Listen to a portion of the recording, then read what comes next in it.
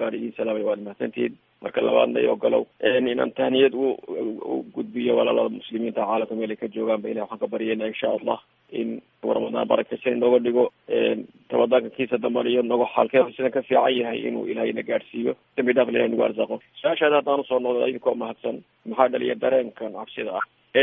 waa dareen sabab buu leeyahay in la cabsado.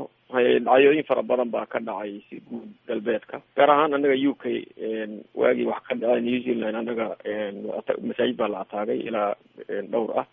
waana wax jira islamophobia waxaan la yidhaaho oo cabsida islaamka laga qabo. bulshada reer galbeedka qayb yar oo kamid ah baa aad arrintaas u xambaarsan. marka waxaa lagu qasbanaaday in cabsidii yaqiin jirama haddii tahay lala tacaamulo, laakiin macnaheedu maaha in aad inta loo cabsanayo nolosha laga cabsanayo. nolosha waa tabiici, haddana waa la is ilaalinaya. masaajid ha noqoto ama meelaha kale la isugu yimaada ha noqoto.